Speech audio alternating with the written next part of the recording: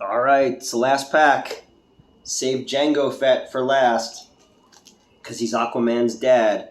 So we've done two other ones of these videos. They're not very funny or interesting, but I had found 3 packs of Star Wars cards going back to 2002, and I don't know what to do with them, so I said I'm going to open them on camera, and I have... yeah, I don't know. So let's open this last pack and put this idea out of its misery. All right, what do we got? Guarding Against Evil. So, this is when, I guess this is the first movie in Star Wars to ever show anybody in a bed. Because they're going to assassinate Amidala, and they, the lady, puts a little hole and then sends a bug in there, and then he jumps on her bed and swipes the bug. So they're guarding against evil. But technically, sorry about that, they're not doing anything. R2-D2 is doing it, and he still fails. It's like at the end of the third one when, in a futuristic utopia galaxy, which is actually a galaxy long, long ago, the robot that, gives birth, that, helps you give birth, fails when it's its only job. That's the only thing it was programmed for, and it still fails. Ooba. So they're guarding against evil. We've got Snared and Dragged. Story of my fucking life, man. This is when Obi-Wan is fighting Jango Fett. Kind of a cool scene. I like any of the Jango Fett scenes in the movie.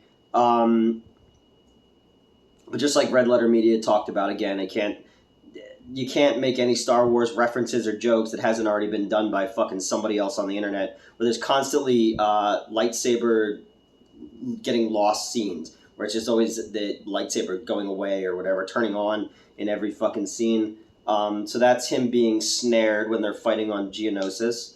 Young lovers get the brush.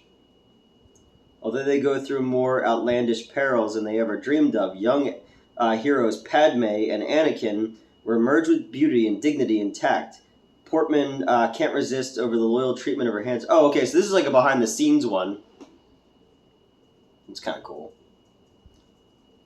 I mean, look, Natalie Portman is gorgeous. I used to date a girl named Christy, not the Christy who passed away, but another Christy, who looked a lot like Natalie Portman. If you ever watched the Paperboy 3 video on the Silvermania channel, she was Paper Girl in that. And then on the back, it's Hayden Christensen getting makeup on him. But, yeah, so there's a little behind-the-scenes shot. That's more interesting, you know? I like cards, too, also, that, would do, concept art. I remember the Batman one from '89 having, the original sketches of the suit. Okay, so here's another one of those plasmatic foil cards of Obi-Wan. Hello there. Collect all 8 plasmatic cards. On the back, he looks like one of the Bee Gees. He looks like fucking Staying Alive era Andy Gibb. Alright, In Search of His Mother. This is when Anakin is riding across the plains looking for who kidnapped his mother after she was sold into slavery, despite the fact that he left her on that fucking planet by herself for the last 8 years. And then he goes to the village and kills all of the Tusken Raiders, and she still wants to bang him, even though he said he committed genocide on women and children. Ladies. Alright, we got Anakin loses an arm. That's a great, just blunt. Anakin loses an arm. When Count Dooku's body double, but with his head CGI'd on, cuts Anakin's arm off. And then Yoda, throws rocks at him with the Force until he starts, I don't know. The Republic, new drone troopers, Anakin and Padme in different adventures. Wait for the young lover. So yeah, this is, I guess there's 100 cards in this series, because there's this is 90 already. I didn't check any of the other ones.